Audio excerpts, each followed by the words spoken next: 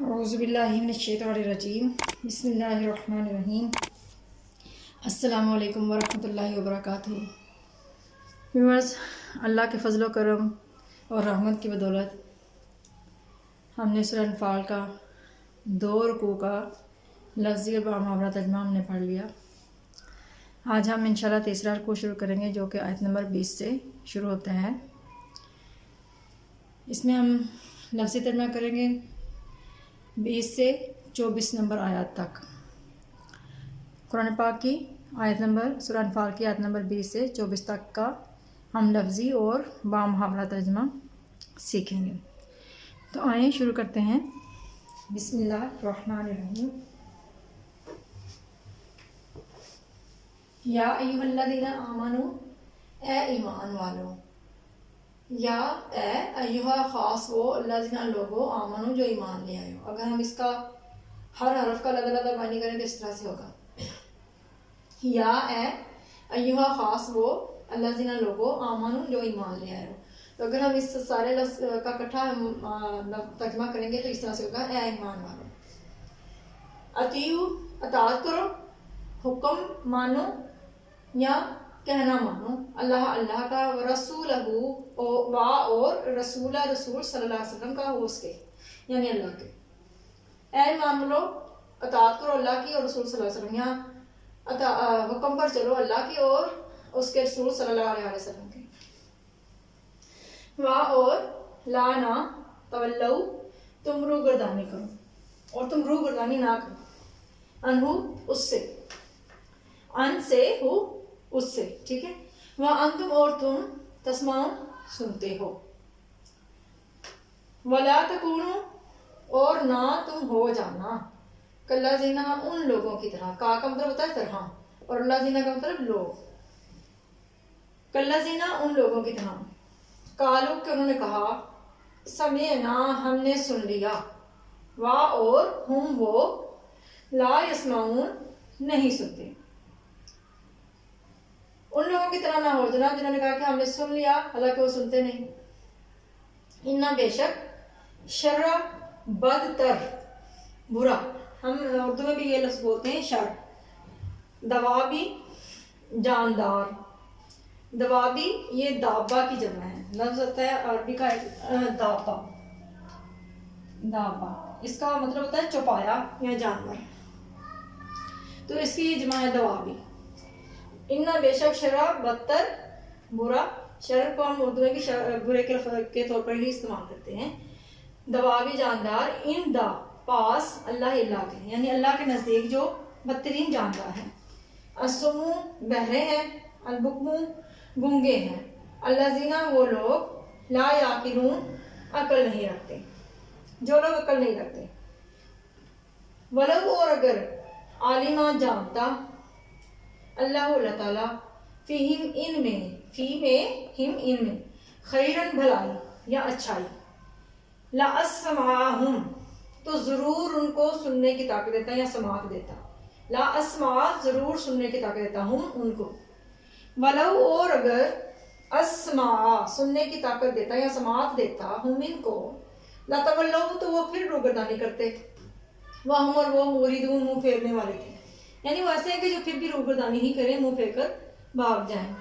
یا ایھا الذین آمنوا، اے ایمان والو، استجیبوا حکم قبول کرو یا کہنا مانو یا حکم کے مطابق چلو، للہ اللہ کے لیے، یعنی اللہ کے حکم کے مطابق چلو، ولرسولی اور رسول صلی اللہ علیہ وسلم کے لیے، اذا جب دعا بلائیں، دعا دعوت سے نکلا ہے، دعوت دینا اردو میں ہم استعمال کرتے ہیں، دعوت دینا بلانا، دعا بلائیں تمہیں، لما اس لیے کہ جو یحییکم تمہیں زندگی بخشتا ہے، یعنی ان کا بلانا تمہیں زندگی بخشتا ہے، تمہارے لیے تمہاری زندگی میں برکت لے کے آتا ہے، یعنی اللہ اس کے رسول صلی اللہ علیہ وسلم کا حکم مانو ان کے جب وہ تمہیں بلائیں، کیونکہ ان کا بلانا تمہیں زندگی بخشتا ہے۔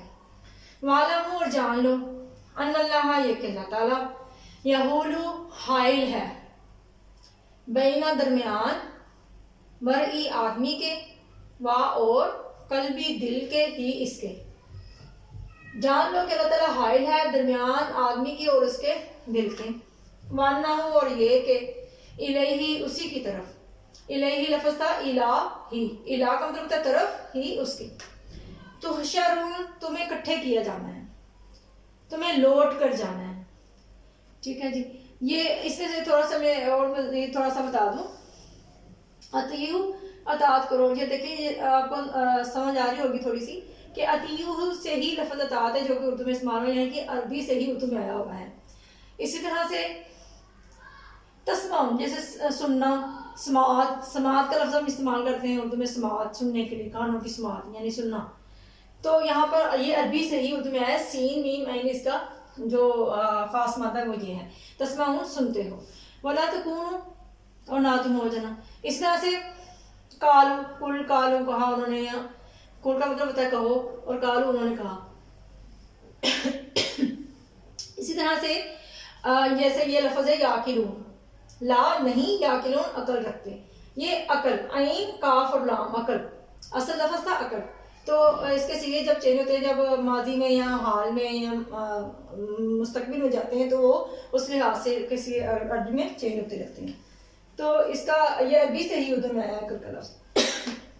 इसी तरह से आलिमा, इल्म से निकला है जानना। तो अगर इस तरह से आप लफ्ज़ी तर्जुमा याद करेंगे तो आपको याद करने में बड़ी ज़्यादा आसानी होगी। चलिए अब देखते हैं इसका बा मुहावरा, इन्हीं आयात मुबारका का बा मुहावरा तर्जुमा, और समझने की कोशिश करते हैं कि अल्लाह ताला हमें इन आयात में क्या इरशाद फरमा रहे हैं। बिस्मिल्लाहिर्रहमानिर्रहीम। या अय्युहल्लज़ीना आमनू अतीउल्लाह व रसूलहु व ला तवल्लू अन्हु व अंतुम तस्माऊन। ऐ ईमान वालो, अल्लाह और उसके रसूल सल्लल्लाहु अलैहि वसल्लम के हुक्म पर चलो और उससे रूगर्दानी ना करो और तुम सुनते हो।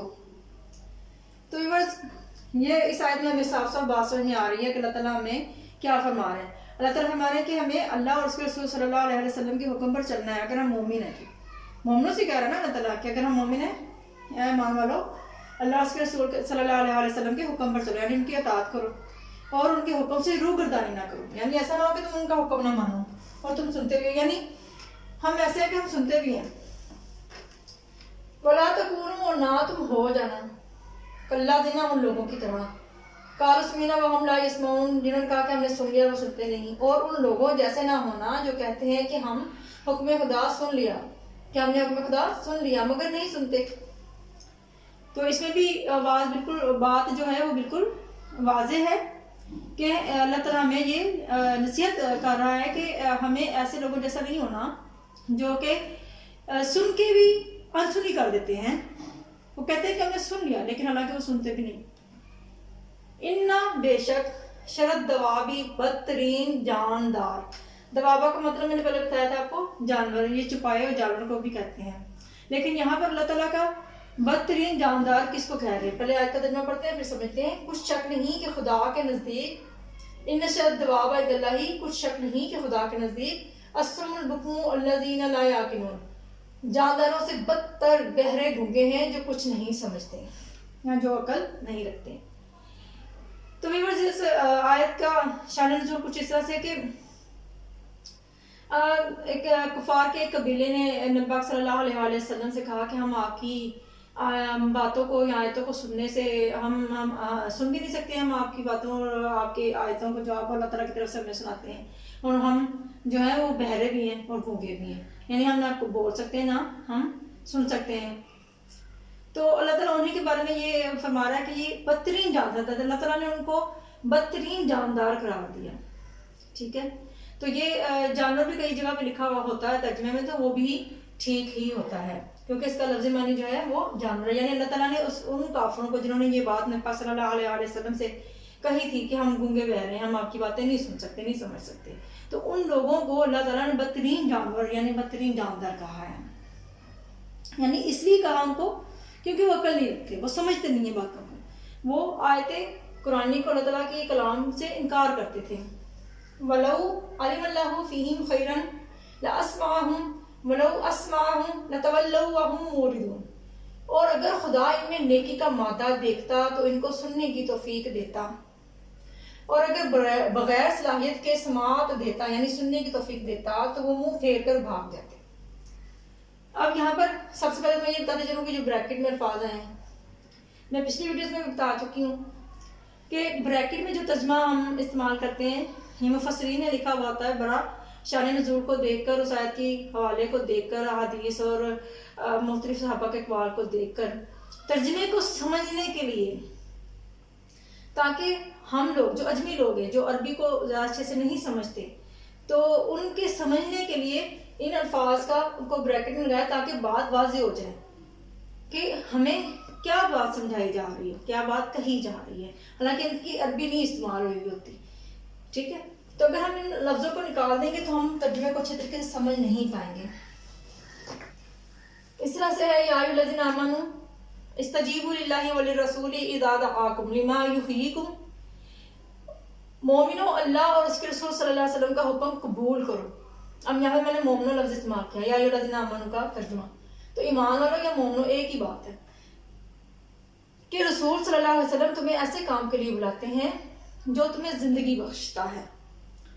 وَاعْلَمُوا أَنَّ اللَّهَ يَحُولُ بَيْنَ الْمَرْءِ وَقَلْبِهِ وَأَنَّهُ إِلَيْهِ تُحْشَرُونَ، اور جان رکھو کہ اللہ آدمی اور اس کے دل کے درمیان حائل ہے، اور یہ بھی کہ اسی کی طرف تم جمع کیے جاؤ گے، اسی کی طرف لوٹائے جاؤ گے، اسی کی طرف جمع کیے جاؤ گے، اسی کی طرف اکٹھے کیے جاؤ گے. تو ویورز، اس آیت میں ہمیں کافی ساری بات تو سمجھ میں آ رہی ہے. یعنی سب سے پہلے تو یہ بات کہ اللہ اور اس کے رسول صلی اللہ علیہ وسلم کا حکم جو ہے ہمیں ماننا چاہیے. پھر آگے کہا گیا کہ رسول صلی اللہ علیہ وسلم تمہیں ایسے کام کے لیے بلاتے ہیں جو تمہیں زندگی بخشتا ہے. یعنی نبی پاک صلی اللہ علیہ وسلم کا ہر قول، ہر فعل، ہر حدیث ہمیں ہماری زندگی یعنی حقیقی زندگی کی طرف لے کے جاتا ہے، ہمیں حقیقی زندگی کی اسے روشناس کراتا ہے. ہمیں دنیا میں کس طریقے سے چلنا ہے، کس طریقے سے رہنا ہے، کیا کیا کام کرنے چاہیے، کیا کیا نہیں کرنے چاہیے، وہ رسول صلی اللہ علیہ وسلم کی تعلیمات ہیں. تو اللہ تعالیٰ فرما رہا ہے کہ جب اللہ اور اس کا رسول صلی اللہ علیہ وسلم تمہیں بلائیں تو ان کا کہنا، ان کا حکم قبول کرو، کیونکہ وہ تمہیں ایسے کام کے لیے بلاتے ہیں جو تمہیں زندگی بخشتا ہے. اب آتے ہیں اس آیت کی طرف، وَاعْلَمُوا أَنَّ اللَّهَ يَحُولُ بَيْنَ الْمَرْءِ وَقَلْبِهِ، اور جان لو کہ اللہ تعالیٰ آدمی کے دل اور آدمی کے درمیان، آدمی اور اس کے دل کے درمیان حائل ہے. تو اس آیت کی تفسیر کچھ اس طرح سے مفسرین نے کی ہے کہ انسان کا دل جو ہے وہ ضروری نہیں کہ وہ ہر کام وہ صحیح کہے، ہر لحاظ سے وہ ٹھیک ہی کہے. تو جب انسان کچھ غلط کرنے لگتا ہے تو اللہ تعالیٰ اس کے دل اور اس کے درمیان حائل ہو جاتا ہے، یعنی اللہ تعالیٰ اس کو روکتا ہے کہ وہ برا کام نہ کرے. ٹھیک ہے جی. اور اسی طرح سے آگے اللہ تعالیٰ پھر نصیحت فرما رہے ہیں کہ اور یہ بھی جان رکھو کہ تمہیں اسی کی طرف جو ہے وہ جمع کیے جانا ہے، اسی کی طرف لوٹ کر جانا ہے، اسی کی طرف اکٹھے کیے جانا ہے. یعنی آخرت تو سب کی ایک ہی ہے نا، دنیا تو سب نے چھوڑنی ہے. تو جب دنیا چھوڑ کے جانا ہی ہے تو کس کی طرف جانا ہے؟ اللہ کی طرف جانا ہے، اور اسی کی طرف اکٹھے کیے جانا ہے. روز محشر بھی اسی کی طرف اکٹھے کیے جانا ہے. تو اسی لیے اللہ تعالیٰ نے یہاں پہ فرمایا کہ انسان اور اس کے دل کے درمیان اللہ تعالیٰ حائل ہوتا ہے. اس لیے فرمایا تھا کہ انسان اس آیت کو سمجھے اور اس کی کوشش کریں. ہم سب اس کی کوشش کریں کہ ہم گناہوں سے بچیں اور نیکیوں کی طرف آئیں، کیونکہ اللہ تعالیٰ ہمیں بار بار نیکیوں کی طرف بلا رہے ہیں، ہمارے دل کی اصلاح کر رہے ہیں. ٹھیک ہے. یہاں بھی میں ایک حدیث کا حوالہ دیتی جاؤں گی. ایک حدیث میں نبی پاک صلی اللہ علیہ وسلم کی ایک حدیث کا مفہوم کچھ اس طرح سے ہے کہ انسان کے سینے میں ایک گوشت کا ایک لوتھڑا ہے، اگر وہ ٹھیک ہو تو سارا جسم صحیح کام کرتا ہے، اور وہ دل ہے. یہ میں مفہوم بتایا، لفظ و لفظ جو حدیث جو ہے اگر وہ یاد نہ ہو تو اس کو مفہوم جو ہے وہ اس کا آپ استعمال کر سکتے ہیں. تو اس طرح یعنی کہ انسان کا دل جو ہے اگر وہ ٹھیک رہے تو وہ صحیح کام کرتا ہے، یعنی کہ صحیح راستے پر چلتا ہے انسان. اور اگر دل خراب ہو جائے، دل جو ہے وہ اچھی باتوں کی طرف نہ لے کر جائے تو پھر انسان سارے کا سارا برائیوں کی طرف چلا جاتا ہے. لیکن جب انسان برائیوں کی طرف جانے لگتا ہے تو اللہ تعالیٰ اس کے دل اور انسان کے درمیان حائل ہو جاتا ہے تاکہ انسان برائیوں سے بچ سکے. اب یہ ہم پر ہے کہ ہم اس بلاوے کو، اس اللہ تعالیٰ کی ذات کو کتنا محسوس کرتے ہیں، کتنا ہم اللہ تعالیٰ کے قریب ہوتے ہیں، کتنا ہم اللہ اور اس کے رسول اللہ صلی اللہ علیہ وسلم کے حکم پر عمل پیرا ہوتے ہیں. اللہ تعالیٰ ہم سب کو قرآن پاک کی آیات پر عمل کرنے کی توفیق عطا فرمائے، ہماری غلطیوں کو معاف کرے اور ہمیں قرآن پاک کو اچھے طریقے سے سمجھنے کی توفیق عطا فرمائے. آمین ثم آمین. ویورز، اگر آپ نے ابھی تک ہمارے چینل کو سبسکرائب نہیں کیا تو سبسکرائب کر لیں.